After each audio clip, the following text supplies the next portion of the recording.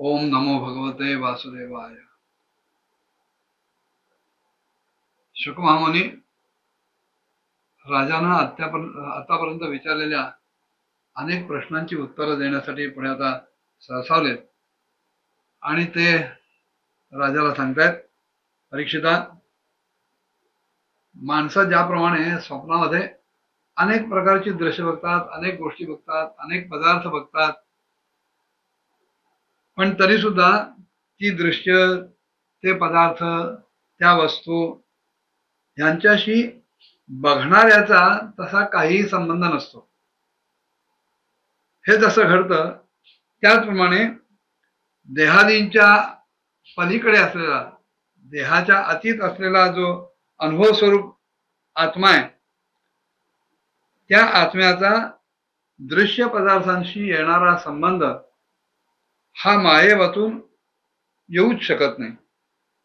ही मायामध्ये असते म्हणून त्या आत्म्याला ह्या दृश्य पदार्थांशी, दृश्य गोष्टींशी आपला काही संबंध असावा असं वाटतं.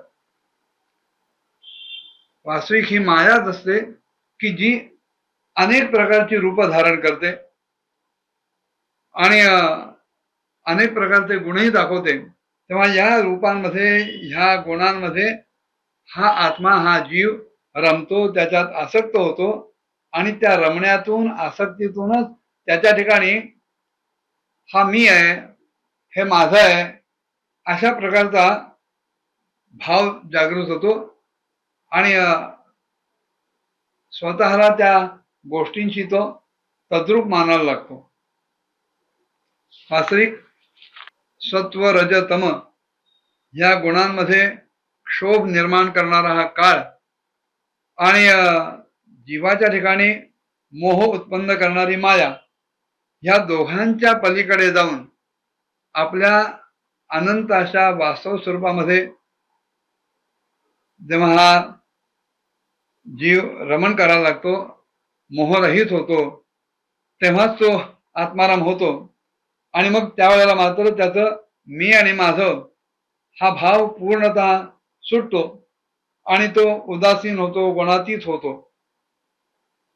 ब्रह्मदेवांच्या निष्कपट अशा तपस्येला प्रसन्न होऊन भगवंतानी त्यांना आपल्या स्वरूपाचं यथार्थ दर्शन घडवलं आणि आत्मतत्व जाणण्यासाठी त्यांना परमसत्य अशा परमार्थ वस्तूचा उपदेश केला.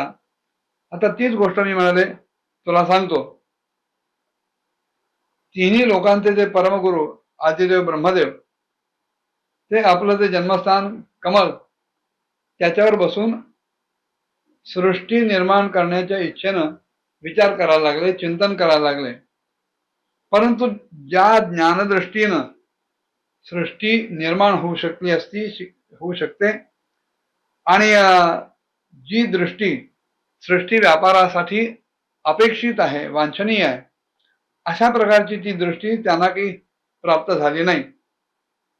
आणि एकदा असंच चिंतन करत असताना, आता यापुढे मी काय कसं करू ह्याची चिंता करत असताना प्रलयाच्या समुद्रातून त्यांना दोन व्यंजन ऐकू आली. एक 16व त आणि दुसरं 21व प, म्हणजे तप तप असं त्यांना दोनदा ऐकू आलं. परीक्षेला सांगू का म्हणाले, हे जे महात्मे आहेत ना, हे ह्या तपालाच त्यागी लोकांचं अत्युत्तम असं धन मानतात.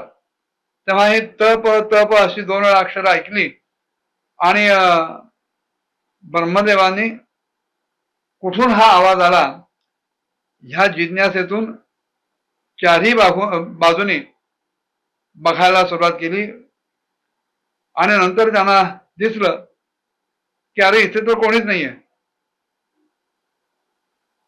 ते आपल्या कमळावर बसून राहिले आणि त्या ध्वनीचा, त्या व्यंजनांचा विचार करता करता त्यांना असं जाणवलं की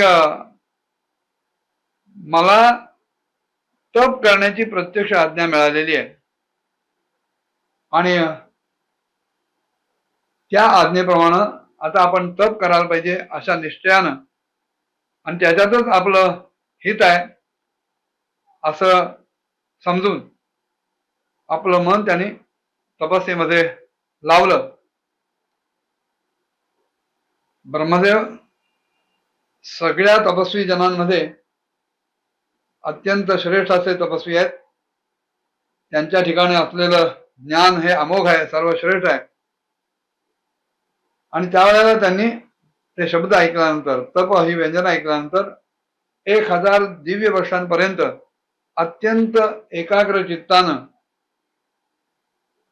आपले प्राण, मन, कर्मेंद्रिय आणि ज्ञानेंद्रिय आपल्या स्वाधीन ठेवून अशा प्रकारे तपश्चर्या केली की ज्या तपश्चर्येमुळं त्यांच्या ठिकाणी सर्व लोकांना प्रकाशित करण्याचं सामर्थ्य निर्माण होईल. पुढे काय झालं पुढच्या भागात बघूया. ओम नमो भगवते वासुदेवाय.